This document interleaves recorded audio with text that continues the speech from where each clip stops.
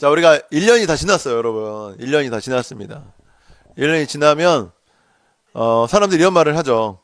야, 1년 진짜 빠르다. 언제 이렇게 지나갔냐. 이렇게, 저도 그렇게 생각을 합니다. 언제 이렇게 대전에 와서 또 개척을 하고 있는지, 정말 신기한 것 같습니다. 정말 그렇죠? 그렇습니까? 네. 자, 오늘 그 시간에 대해서 함께 나누려고 합니다. 시간은 두 가지 종류가 있어요. 따라해볼까? 사람의 시간, 하나님의 시간. 네, 좋아요. 사람의 시간이 있고 하나님의 시간이 있다. 이것이 일치할 때도 있고 다를 때도 있지만 오늘 그 시간에 대해서 함께 나누려고 합니다. 성경에 보면은 아주 중요한 시간들이 있었던 것 같아요. 사람 입장에서 중요한 시간을 제가 한번 생각해 보면 모세가 시내산에서 십계명을 받았을 그 시간 중요했을 것 같고 또 성전이 완공됐을 때 그럴 때 좀 중요하지 않았을까 생각이 들어요. 그러다가 제가 시간에 대해서 이렇게 보다가 이 시간은 진짜 중요하겠다 하는 시간이 있었어요. 그게 언제냐면 예수님께서 우리를 위해 죽으시고 부활하시고 승천하시기 직전에 잠깐 사람들과 함께 계셨단 말이에요. 그러니까 제자들이 예수님과 함께 있을 때 제자들이 너무 궁금했을 거야. 야, 예수님이 이제 승천하셔 올라가시면 언제 또 볼지 모르는데 내가 가장 중요하다고 생각하는 거 궁금한 걸 물어봐야겠다. 이렇게 생각을 했을 거예요. 그래서 제자들이 뭘 질문했냐면 하나님의 때에 대해서 하나님의 시간에 대해서 질문을 했단 말이죠. 말씀을 보면 사도행전 1장 6절에서 8절이에요. 그들이 모였을 때에 예수께 여쭈어 이르되 주께서 이스라엘 나라를 회복하심이 이때니까 하니 이르시되 때와 시기는 아버지께서 자기의 권한에 두셨으니 너희가 알 바 아니오. 오직 성령이 너희에게 임하시며 너희가 권능을 받고 예루살렘과 온 유대와 사마리아 땅끝까지 이르러 내 증인이 되리라 하시니라. 아멘. 아멘. 아멘. 자, 보세요. 6절에 보면 이스라엘 나라를 회복하심이 이때니까 이렇게 질문을 해요. 그랬더니 예수님이 뭐라고 말씀하시면 승천하시기 직전이에요. 뭐라고 말씀하시냐면 야, 그때 하나님의 때 하나님의 시간에 대해서 너희들이 알 바가 아니다. 오직 너에게 맡겨진 일을 충성스럽게 행하라 말씀을 하셨어요. 이 때라는 건 참 중요한 것 같아요. 그래서 사람들에게도 너무 관심이 있죠. 그러다 보니까 이 이단들이 이 때에 대해서 많이 말을 해요. 어떤 때냐? 바로 재림의 때, 구원의 때, 마지막 때 이런 말들을 많이 하면서 사람들을 선동하죠. 왜요? 사람들이 그만큼 관심이 있기 때문이에요. 이렇게 생각하잖아요. 내가 지금 잘 살고 있는가? 내가 지금 이사를 하는 게 맞는가? 내가 지금 개척을 하고 있는 게 맞는가? 취업을 해야 하는 게 맞는가? 너무 궁금한 거죠. 왜요? 불확실하니까. 불안하니까. 너무 후회하지 않는 좋은 선택들을 하고 싶은 거예요. 사람에는 그런 마음이 있는 거죠. 그러니까 이 때에 대해서 관심이 많은 겁니다. 그런데 예수님께서 말씀하셨어요. 뭐라고요? 너희들이 알 바가 아니다. 하나님께 속해 있다. 맡겨진 일에 충성을 다해라. 말씀하시죠. 자, 이 말을 들은 제자들은 어땠을까요? 답답했겠죠. 야, 이제 가시면 언제 볼지 모르는데 도대체 무슨 말씀을 하시는 거야? 답을 알려주시지도 않으시고. 근데 여러분 그거 아세요? 이것이 바로 신앙이라는 것입니다.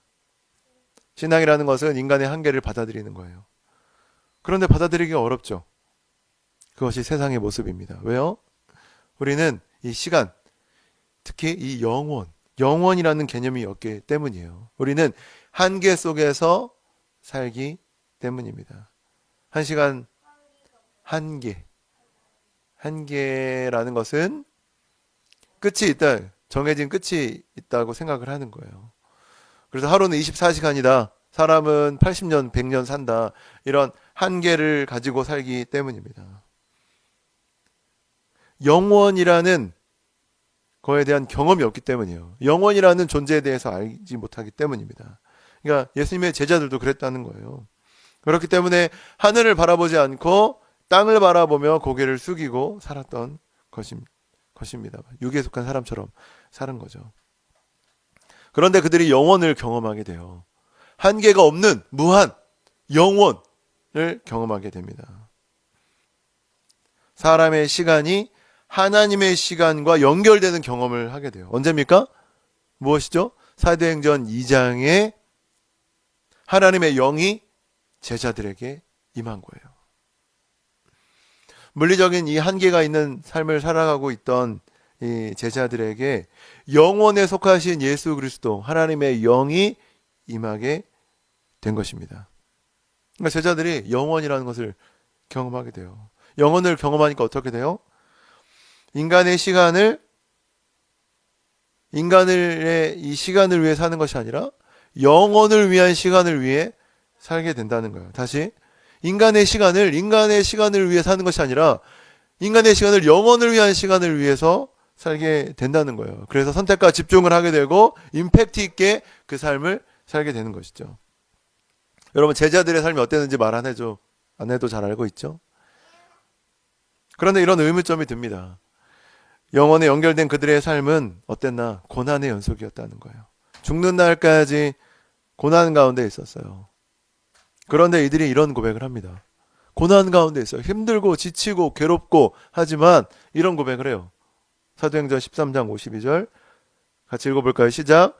제자들은 기쁨과 성령이 충만하니라. 다 따라해볼까요? 제자들은 기쁨과 성령이 충만하니라. 아멘. 사도행전 13장 말씀인데요.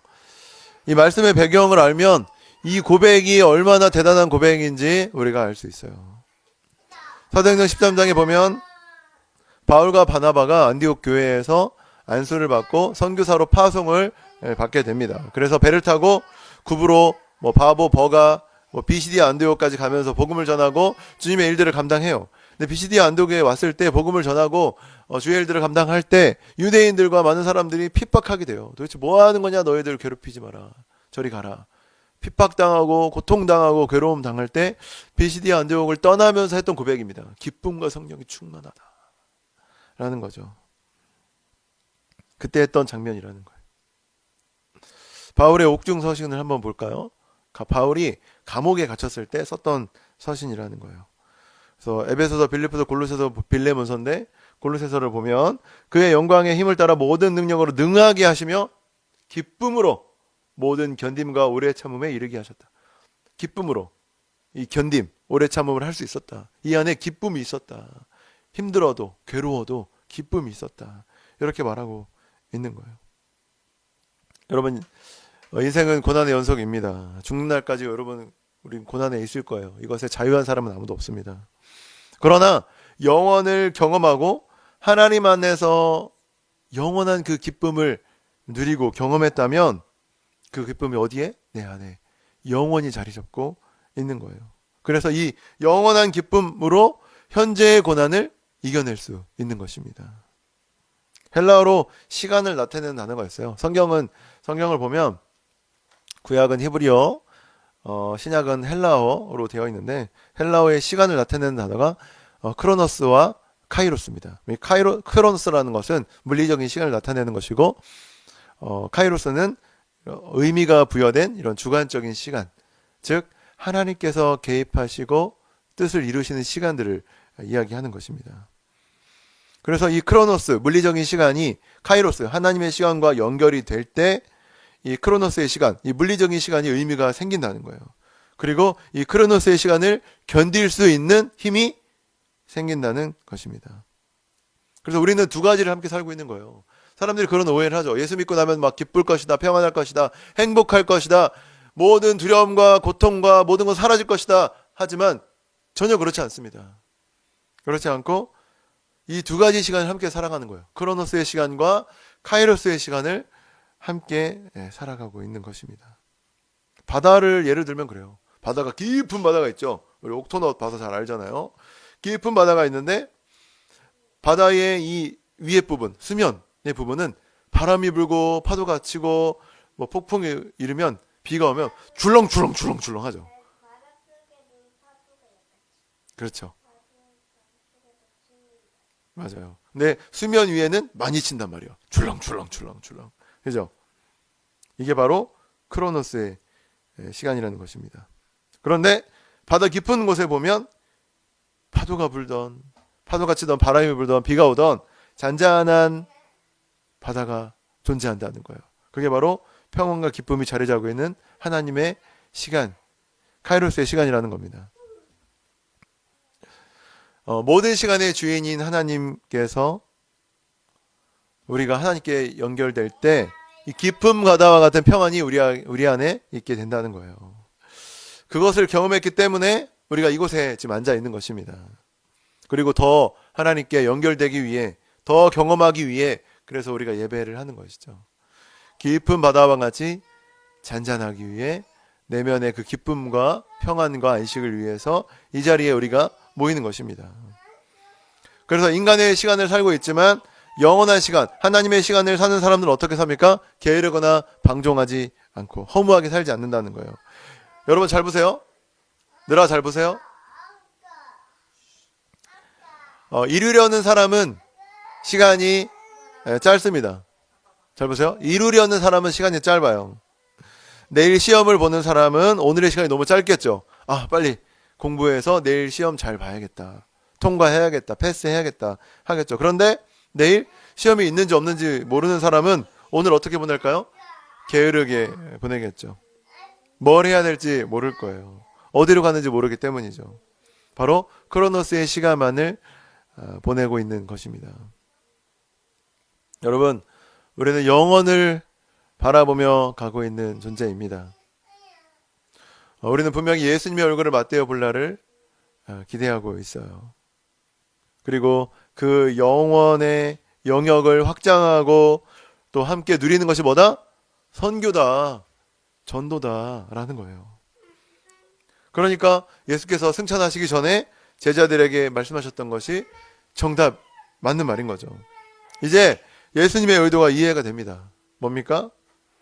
제자들이 하나님의 때, 즉 로마의 침략을 받고 있어서 언제 우리나라가 독립하냐 이런 시기, 그런 시기, 하나님이 그런 때에 대해서 관심을 갖는 것이 아니라 영원한 하나님의 나라, 하나님의 구원에 대해서 관심을 갖게 되면, 하나님의 나라를 맛보게 되면 시기와 때가 중요한 것이 아니라 하나님과 연결되는 것이 중요하다라는 것을 깨닫게 된다는 거예요.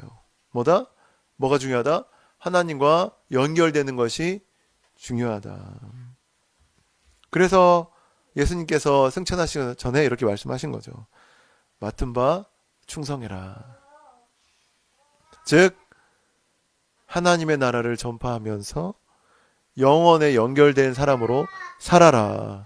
그것이 중요한 것이다. 때와 시간이 중요한 것이 아니라 하나님과 연결되는 것이 중요하다. 이렇게 말씀을 하신 겁니다. 사랑하는 우리 영광을 위한 교회 성도 여러분, 우리 하나님과 더 연결되는 한 해 되시길 주님의 이름으로 축원합니다. 그런 가정, 그런 자녀들이 되기를 예수 그리스도의 이름으로 축복합니다. 아멘.